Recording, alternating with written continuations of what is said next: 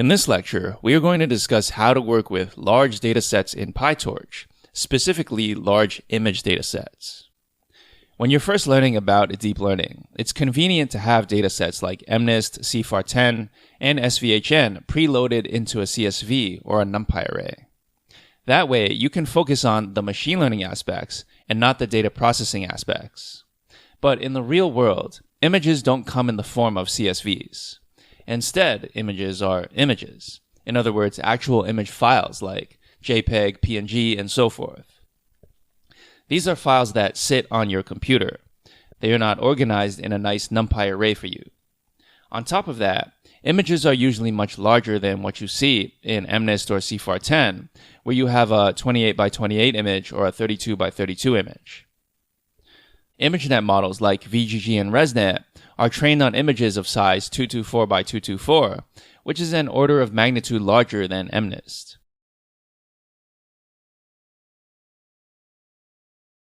As an exercise, think about how much space you would need to store 1 million images, each of size 224 by 224. Please pause the video until you've calculated an answer.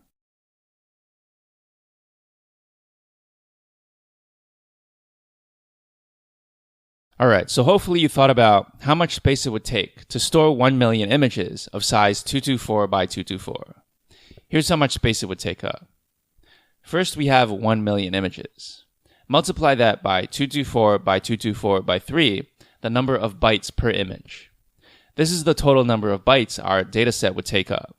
This is about 150 billion bytes. This turns out to be about 140 gigabytes.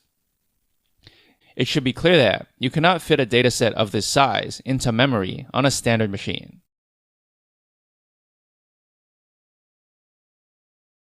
So what should we do? As always, I don't like to give people code without having them first think about how to approach the problem themselves. So let's first take a moment to think about how to approach this problem as an engineer rather than as a simple API user copying code off the internet. First, recognize the difference between a disk and memory. Disk is generally slow, and memory is generally fast. The trade-off is that disk generally has lots of space, while memory has much less space. Your model reads data from memory, but the images live on disk. Second, recognize that our approach is batch gradient descent, where we only look at one batch of data at a time, rather than the entire dataset. So technically, only that batch of data needs to exist in memory for the time that it's needed.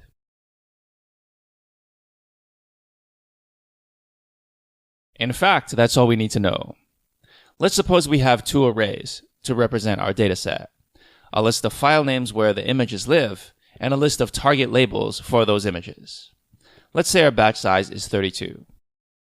In order to do batch gradient descent, all we need to do is loop through each of the arrays 32 items at a time. Inside the loop, we load in those 32 images and store them in a NumPy array. Of course, 32 images is a totally feasible amount to store in memory. 1 million is not, but 32 is just fine. Then we can call a function like model.trainOnBatch, passing in x and y, which will do one iteration of gradient descent on this batch of data. On the next iteration of the loop, we throw out the old data and reassign x and y to the next 32 images. Thus, at any point in time, only 32 images exist in memory. Once they are used, they are forgotten until the next epoch.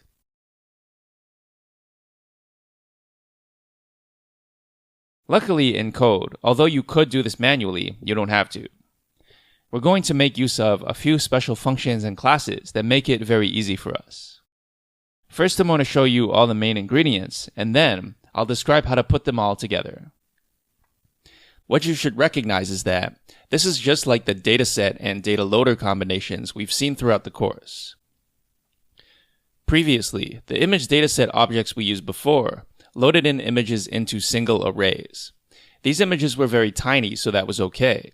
They could all live in memory at the same time in the same array. We had specialized dataset objects for different datasets, such as MNIST, Fashion MNIST, and CFAR10. So your question should be, is there a kind of dataset object that does not load all the data into memory all at once, that is generic, so it's not tied to any specific dataset, and that can be used for actual image files like JPEGs and PNGs instead of arrays. And of course, as you would expect, this functionality is included in the Torch Vision library. So how does it work? Well, quite appropriately, it's an object called image folder. Basically, it means your dataset is a set of files that exist in some folder specified by some path. And the arguments are generally what you would expect from a dataset object. The first argument is the path to the data folder, and the second argument is a list of image transformations. As you recall from earlier, these could be used for data augmentation and for simple scaling, like making the pixel values go from 0 to 1.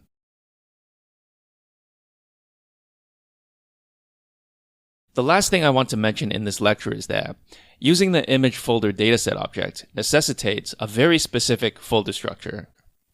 This folder structure is very reasonable, so there's no reason for you to not be able to store your data this way. Here's how it goes. First, assume your train and validation data live in different folders. Let's call them train and validation. Next, within each of these folders, we have an individual folder for each class. The name of the folder should be the class name. So for example, if you want to classify cars, trucks, and helicopters, then we should have 3 folders: car, truck, and helicopter. Next, within those nested folders is where we would store the actual images. So inside the car folder, we would have images of all our cars. Inside the truck folder, we would have images of all our trucks. And inside the helicopter folder, we would have images of helicopters. Again, this is just how Torch Vision expects your data to be organized. So if you want to use those built-in functions, then you must conform to this format.